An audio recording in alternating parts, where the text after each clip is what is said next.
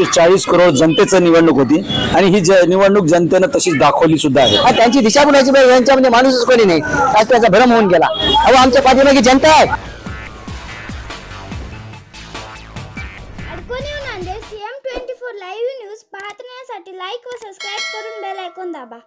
CM24 live news मध्ये आपलं स्वागत आहे। पाहूया आजच्या काही ठळक घडामोडी। नमस्कार, आपण पाहतात सामान्य जनतेचा आवाज नांदेड सीएम न्यूज। आज आपण नांदेड परिसरातील सिडको भागामध्ये आहोत आणि या ठिकाणी नांदेड लोकसभा मतदारसंघातून महाविकास आघाडीचे वसंतराव चव्हाण हे प्रचंड मताने विजयी झाल्यानंतर सिडको हाडको परिसरामध्ये जल्लोष साजरा करण्यात आला। नांदेड दक्षिण तालुका अल्पसंख्याक अध्यक्ष शेख असलम यांच्या नेतृत्वाखाली महाविकास आघाडी व सिडको हाडको परिसरातील कार्यकर्ते दिनांक 5 जून बुधवार रोजी सिडको परिसरातील महाराणा पुतळा चौकात ढोल ताशांच्या गजरात फटाक्यांची आतिषबाजी करीत मिठाई वाटून जल्लोष साजरा करण्यात आला। यावेळी काँग्रेसच्या कार्यकर्त्यांसह महाविकास आघाडीचे कार्यकर्ते उपस्थित होते। यावेळी नांदेड दक्षिण तालुका अल्पसंख्याक अध्यक्ष शेख असलम हे प्रसार माध्यमाशी बोलताना म्हणाले, चर्चा करू काय सांगणार आपल्याशी? गेल्या काही दिवसापासून काही वर्षापासून देशाची जी परिस्थिती चालू आहे त्याला अनुसरून ही निवडणूक फार महत्त्वाची होती। कारण ही निवडणूक जसे आमचे राष्ट्रीय नेते राहुलजी गांधी यांनी सांगितलं होतं की काही उद्योगपती वर्सेस 140 करोड जनतेचं निवडणूक होती आणि ही निवडणूक जनतेनं तशीच दाखवली सुद्धा आहे। ही निवडणुकीमध्ये सामान्य जनतेने ही निवडणूक स्वतःच्या हातात घेतली होती। ही कोणत्या नेत्याला पाहून जाती धर्माला पाहून झालेली निवडणूक नाही।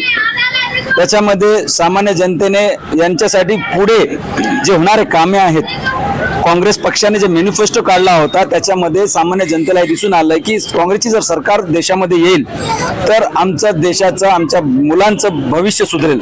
त्या अनुसरून ही झालेली निवडणूक आहे। नांदेडचं समीकरण संपूर्ण जनतेला माहीतच आहे।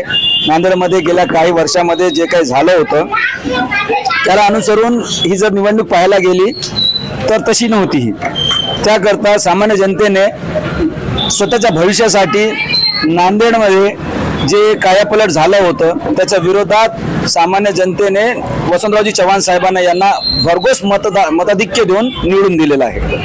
या ठिकाणी आपण सिडको भागामध्ये राहता आणि सिडको भागामधली जी वोटिंग आहे ती आपण बऱ्याच प्रमाणात या ठिकाणी आपण काँग्रेसला दिलेली आहे। तरी या ठिकाणी आपण आता आपलं सरकार आलेलं आहे तेव्हा आपण या ठिकाणी सिडकोची जनता म्हणजे या ठिकाणी लेमचम जनता आहे, जेणेकरून या ठिकाणी कामगार वर्ग आहे, त्यानंतर या ठिकाणी नोकर वर्ग आणि कामगार वर्ग म्हणजे गरीब वस्ती आहे ती या ठिकाणी सिडको हाडको ही वस्ती आहे। तर या ठिकाणी सिडको हाडकोला व्यापार व्हावा किंवा या ठिकाणी रोजगार मिळावा यासाठी मला वाटतं MIDC मध्ये बऱ्याच कंपन्या बंद आहेत। तेव्हा आता आपल्या सरकार आल्यानंतर या ठिकाणी या कंपन्यांवर काही उजाळा होऊन या कामगाराला काम मिळेल असं वाटते का? अपेक्षा तेच आहे, जसं सर्वांना माहीतच आहे इंडिया आघाडीला बहुमत स्पष्ट भेटलेलं आहे, पण अपेक्षा हेच आहे की उद्या नंतर परवा दिवशी बहुमत सिद्ध करण्यामध्ये इंडिया आघाडी यशस्वी साबित होईल। इंडिया आघाडीचा पंतप्रधान ज्यावेळेस देशामध्ये बसेल मॅनिफेस्टोमध्ये त्यांनी सर्वात क्लिअर सांगितलं आहे जशी सरकार येईल ताबडतोब गॅसचे भाव पेट्रोलचे भाव कमी होतील, 30 लाख नोकऱ्या इमिडिएट दिल्या जाईल आणि त्यांचं जे मॅनिफेस्टोमध्ये सर्वात मोठा मुद्दा होता युवकांना रोजगार भेटेल। त्याच्याच बरोबर प्रत्येक गरीब महिलेच्या अकाउंटमध्ये वर्षाचे 1 लाख रुपये 8,500 रुपये प्रमाणे 8,500 रुपये त्यांच्या अकाउंटमध्ये टाकण्यात येईल। तर ते कामं होतील, त्याच्यामध्ये सगळ्यांचंच भवितव्य आहे आणि जर भविष्यामध्ये जर आमची सरकार आली तर 100% आम्ही हे प्रयत्न करू की कंपनीज MIDC मध्ये चालू करण्यात यावे ज्याच्यामध्ये रोजगार वाढेल आणि उद्देश तेच आहे। याच्यामध्ये आरक्षणाचा एक मोठा विषय होता, 50% मर्यादा वाढण्याचा मॅनिफेस्टोमध्ये पण सांगितलेलं आहे, ती वाढवून मराठा आरक्षणाचा जे महाराष्ट्रामध्ये सर्वात मोठा विषय आहे। कारण महाराष्ट्राने स्पष्ट बहुमत हा महाविकास आघाडीला दिलेला आहे। 48 पैकी 39 ते 40 जागा या महाविकास आघाडीच्या आलेल्या आहेत। तर महाराष्ट्रानं आपलं क्लिअर कट सांगितलेलं आहे की आम्ही महाविकास आघाडीच्या सोबत जाणार आहेत। त्यासाठी आम्ही काटेकोरपणे प्रयत्न करू, जेवढे जास्तीत जास्त चांगले काम भवितव्यामध्ये सामान्य जनतेला हिताचे जे कामं असतील ते 100% महाविकास आघाडी इंडिया आघाडी हे करेल। या ठिकाणी आपण बऱ्याच दिवसापासून अशोकरावजी चव्हाण यांच्यासोबत काम केलं। आज अशोकरावजी चव्हाण आपल्यासोबत नाही, ते भारतीय जनता पार्टीमध्ये आहेत। तर या ठिकाणी आज माजी आमदार माननीय वसंतराव चव्हाण हे आज आपल्या इकडे खासदार झालेले आहेत, तेव्हा त्यांच्यासोबत आपला सहवास कसा राहील? नाही, आता साहेबासोबत काम केलेला अनुभव हा फार मोठा आहे। कारण साहेब जे आहेत ते राजकीय घराण्यामधून आलेले आहेत, त्यांचे वडील स्वर्गीय शंकररावजी चव्हाण साहेब यांनी मराठवाड्याला जे सुफलाम केलेलं आहे त्याला अनुसरून साहेबांनी पण भरपूर कामं केलेली आहेत. काही गोष्टी झालेल्या आहेत त्याबद्दल बोलणं योग्य नाही माझ्यासारख्या सामान्य कार्यकर्त्यांना. साहेबाचा वैयक्तिक प्रश्न होता, पण सामान्य जनतेमध्ये काम करत असताना आम्हाला गेल्या वेळेस विधानसभेसाठी आदरणीय लोकप्रिय आमदार नांदेड दक्षिणचे मोहनअण्णा हंबर्डे साहेब यांच्या स्वरूपात लाभलेले आहेत. त्यांच्या नेतृत्वामध्ये दक्षिणमध्ये मताधिक्य सर्वात जास्त लीड भेटलेली आहे. जवळपास 18,000चा लीड ही दक्षिण विधानसभा मतदारसंघातून वसंतरावजी चव्हाण साहेबांना मिळाली ते मोहनराव हंबर्डे साहेब यांच्या नेतृत्वामुळे.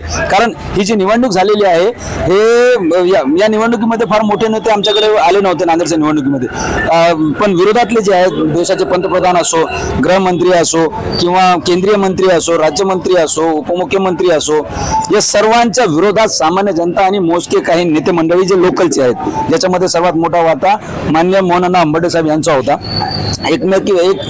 ते फक्त एकच आमदार असे होते जे काँग्रेस पक्षामध्ये सध्या उपलब्ध होते.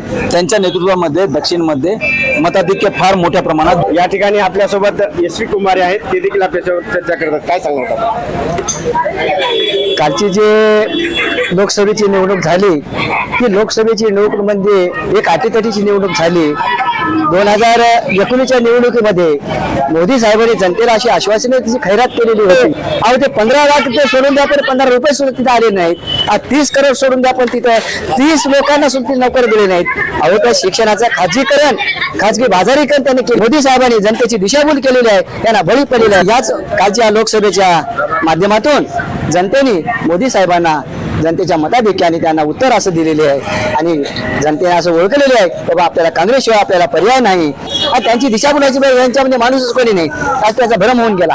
अहो आमच्या पाठीमागे जनता आहे आणि भरघोस मताने काँग्रेसच्या उमेदवाराला वसंतरावजी बळवंतरावजी चव्हाण साहेब यांनी निवडून देऊन आज त्यांच्यावर विश्वास असं टाकलेले आहे की बाबा जनतेचे प्रश्न मार्गी लागतील आणि याचा विश्वास करून त्यांनी असंही सांगितलेलं आहे. या ठिकाणी आज सकाळपासूनच या ठिकाणी महाविकास आघाडीच्या वतीने या ठिकाणी काँग्रेस पक्षाच्या विजयाबद्दल या ठिकाणी जल्लोष होत आहे. या ठिकाणी CM न्यूज साठी संजय कुमारजी गायकवाड. धन्यवाद.